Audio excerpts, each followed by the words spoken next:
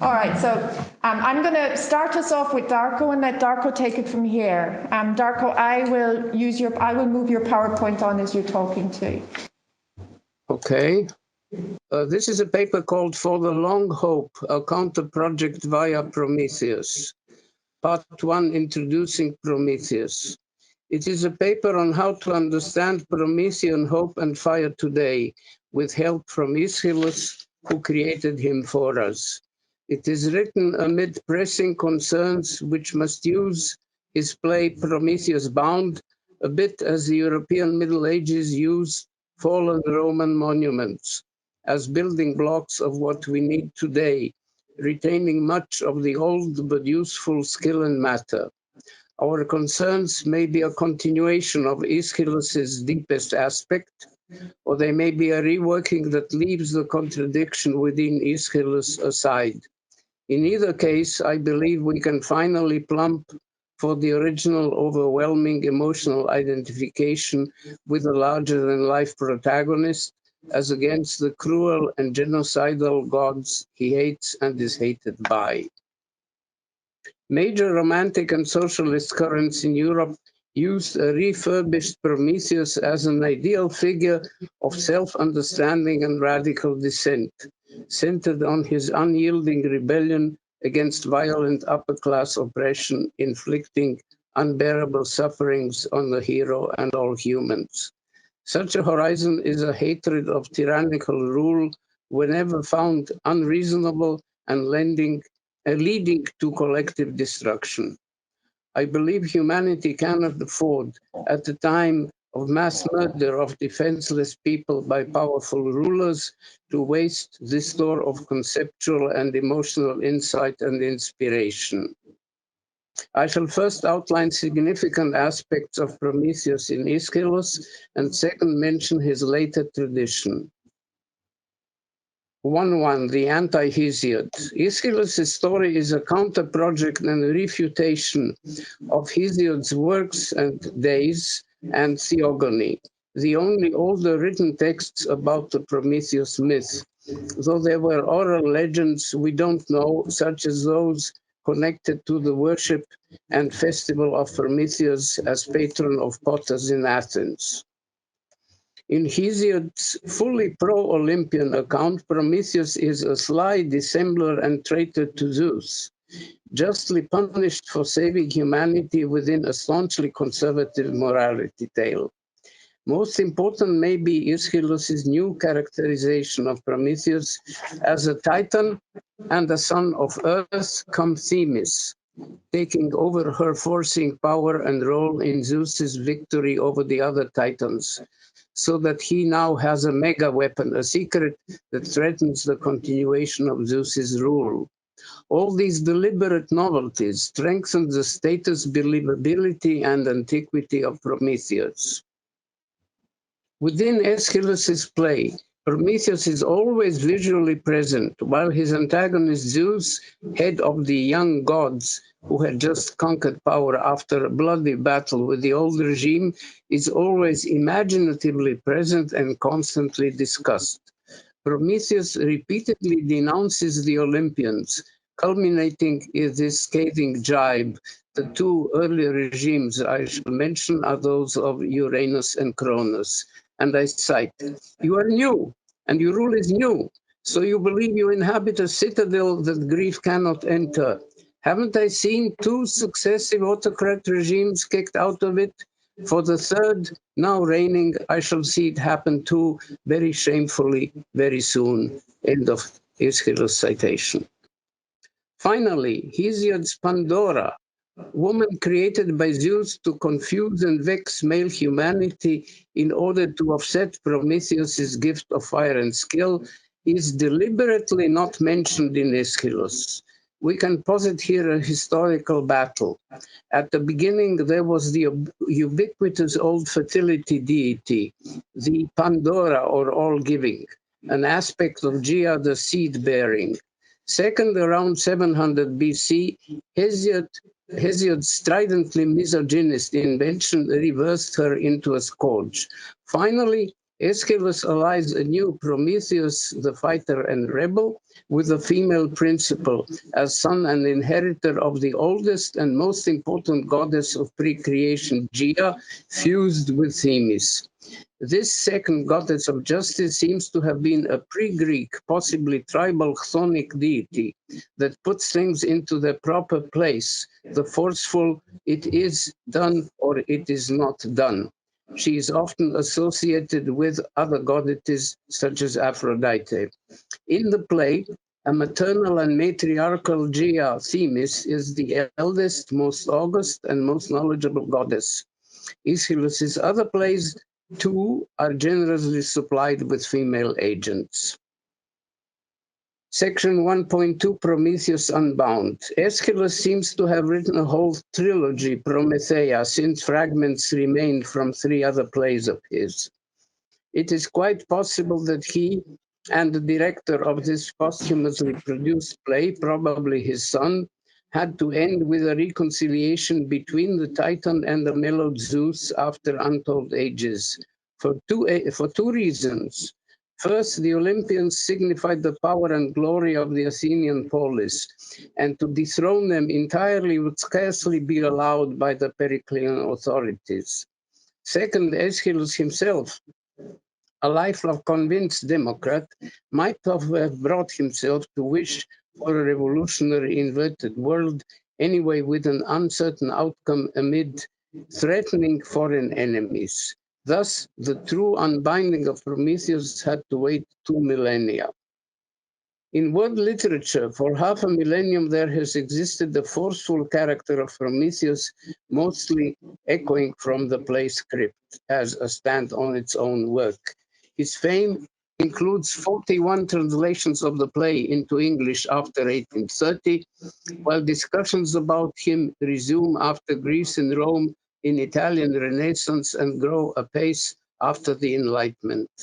In Voltaire, in the enthusiastic reference of the Encyclopédie article Greeks, in Wieland, in an atheist poem by Goethe, in Schelling and Schlegel, in a poem of Byron's, and especially in the magnificent long poem Prometheus Unbound by Shelley. And I cite, "Setterless, free, uncircumscribed, but man equal, unclassed, tribeless, and nationless, exempt from awe, worship, degree, the king over himself, just, gentle, wise, but man passionless? No, yet free from guilt or pain, which were for his will made or suffered them." End of citation. In 19th century European socialism, Prometheus was the patron saint both of the enchained proletariat and of communist rebellion. The British utopian socialist Barmby, who claimed to have introduced the word communism into English, founded a newspaper called the Promethean or Communist Apostle. A famous enthusiast was Marx, who called Prometheus the most eminent saint and martyr in the philosophical calendar. Not too surprisingly, in the, quote, really obtaining socialism, unquote, of Stalinist obedience, Prometheus was rarely invoked. If we refuse to forget or falsify history, how can we turn the sense of Aeschylus' story into a meaning for the present-day threat to mankind? No more hyperbolic myths, but daily silent lesions and mass murders of millions in the ripe capital scene. Part 2, Aeschylus' themes as publicly debatable cognition. The play is based on the themes of suffering and knowledge, carried by Prometheus, stern protester and righteous lamenter of unjust suffering. It is a paradoxical and unique fusion of oldest myth lore and newest glimpses of possible progress. A certainly rebellious and potentially revolutionary myth about the Promethean advancement of mankind and its attendant suffering as opposed to the tyranny of Zeus. Vital knowledge is present both in the prophetic powers of Prometheus and in his bestowing knowledge on mankind. This includes, after hope and fire, housing, grasping the succession of seasons, numbers, the alphabet, taming animals, medicine, and mining. The Titan is here the patron of humanity's existential interests as against the ruling and the violence of Olympian gods. The supreme ruler Zeus was always used as the final repressive argument in debates by the aristocrats and then the conservative wing of democracy. Insistently disputing him, Aeschylus worries at the central aporia that a just rule has to allow rebellion, or we might say today, even radical novelty. 2.2.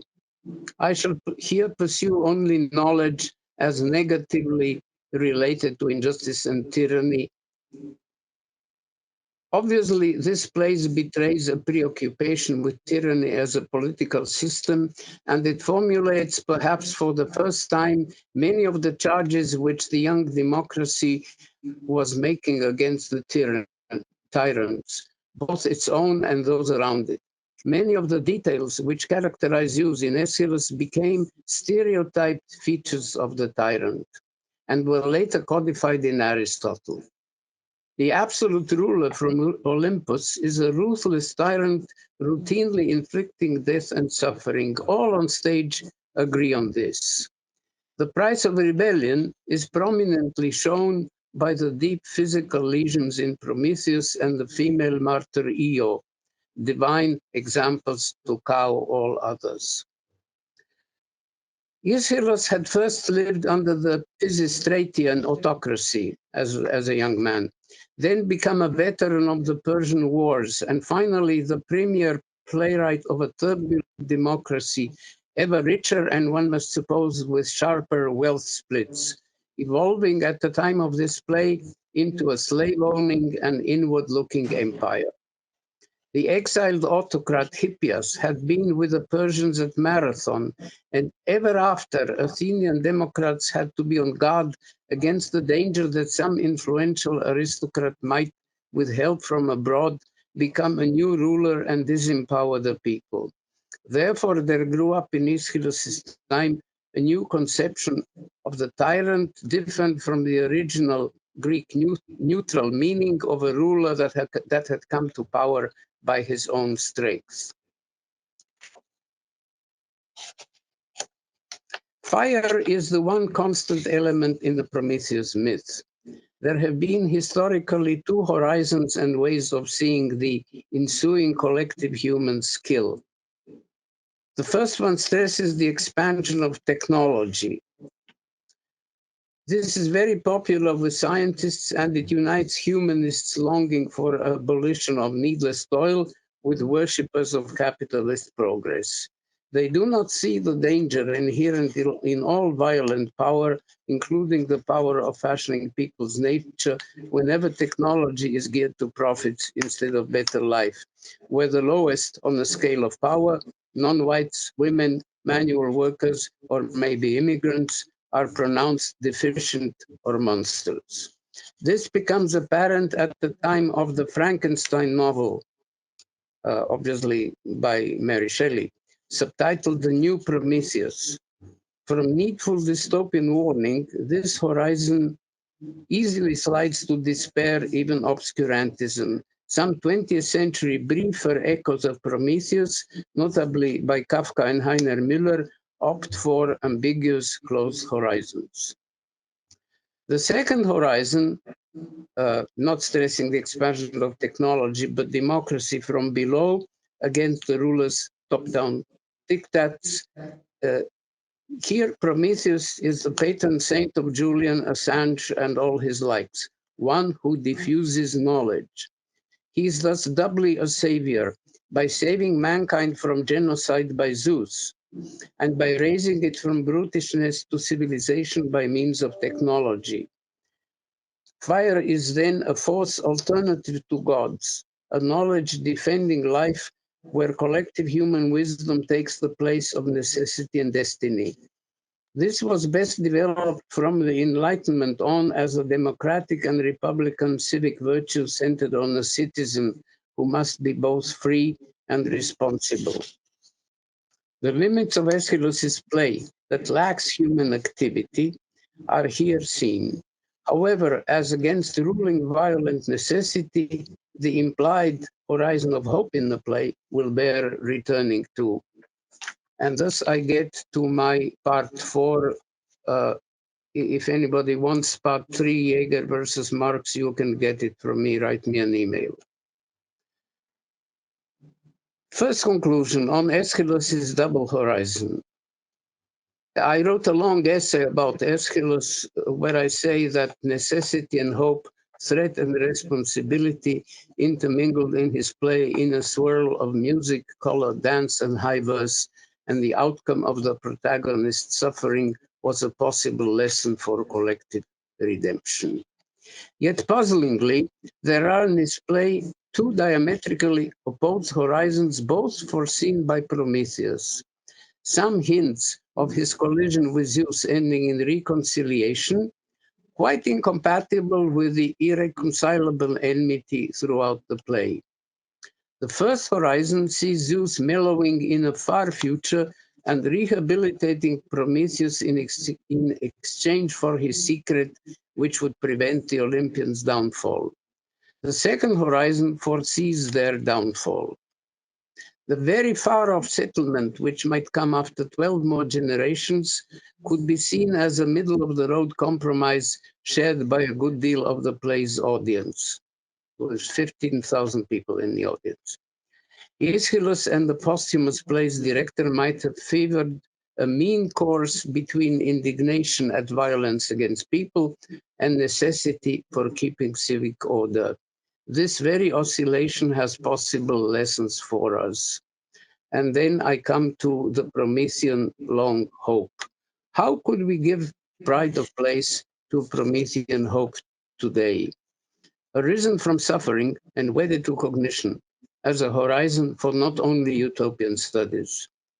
Hope is in Prometheus bound curiously brief and undeveloped. It is an ambivalent blind hope. There is no resolution, only a defeat with a hope this may radically change, and in the meantime, a rigid refusal to seize radical opposition. How are we to inherit this? Prometheus mentions that he has given humans hope by changing the human sense of time from fixation on the unavoidable death to possibility of intervention into everyday straits. If we are to apply this to ourselves, the first two questions are, how much time might we have, and what is the central operative precondition for intervening today? The time available is unclear, but we cannot afford, in the committed Dr. Astrov in Chekhov's play Uncle Vanya, who worries in an interval of combating epidemics in a miserable population as to what will happen in 1 or 2 centuries. I shall focus here on the operative, which is a precondition most controversial, but to my mind clear. Our central precondition for change must be radical, for we are in an equivalent to Prometheus's fall into hell at the end of the play, and halfway measures won't work. To my mind, it is what Brecht called the simple matter so difficult to achieve, communism. I have discussed what is communism at length and can report here only my conclusion that we should distinguish between the poles, what I call communism 1 and communism 2. Communism 1 is a directly democratic communism that liberates and empowers working people, say Marx. And communism 2 is the official state party communism of the quasi-Leninist period, emancipatory only to a degree and beset by a tendency to crass repression. In the USSR and then Eastern Europe after 1945, and with some specific zigzags in China and Cuba, the state freed itself from capitalist class rule while preserving a top-down organization of production and bourgeois law, more or less. This means that the working people were not freed from the capital relationship, the exploitation of labor, and all egotist splits that arise from it. city versus country, intellectual versus manual labor, and other alienations such as patriarchal despotism, gender discrimination, nationalism, and so on.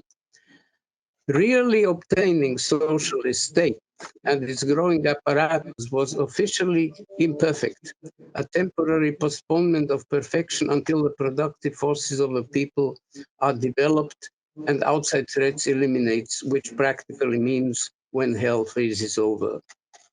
The potential dialectics between my communism from below and communism from above within the leadership of any party state arising from a popular revolution from below was as a rule suffocated by the Stalinist tradition of monolithism and non-transparency. This was unceasingly fed by the economic and ideological pressures of capitalism from outside and then from state capitalism inside as well. Thus, whenever the party state suppressed plebeian democracy from below in Stalinism as today in PR China, this was a counter-revolution that undermined the beginnings of this alienation, enlightenment, welfare state, attempts at self-government. To the contrary, real and full political democracy would be a direct plebeian self-government and communist emancipation. To my mind, the metamorphosis of Rosa Luxemburg's slogan, socialism or barbarism, in conditions of hegemonic world war capitalism is today a direct democracy, communism, or counter-revolution into savagery. My final brief section is Hope and Utopianism, a Promethean suggestion. Utopianism has in my generation been mainly a synonym for a radical alternative to actually obtaining capitalism US style, behind which it was possible to shelter from repression and also from doubts about the Stalinist and later the Chinese state socialism. Whenever consistent, utopian studies and writings were a way to think about a classless and warless society. Today, we don't have such shelter luxuries any longer. Thus, the relationship between utopian and communist horizons has to be disambiguated. This is, of course, my position, but I do believe it is incumbent on objectors to have an alternative or complementary position vying in articulation and richness with my liberatory current from Shelley to Aeschylus. And if you think a plea against capital's destruction of peace, health, climate, and so on ad infinitum is utopian in Bloch's abstract utopian sense, please think, why is it such? Thank you.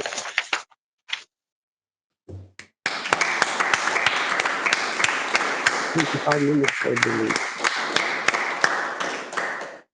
Okay, that's quite a gauntlet thrown down. Thank you, Darko, for precisely for the long hope, the counter project to Aeschylus.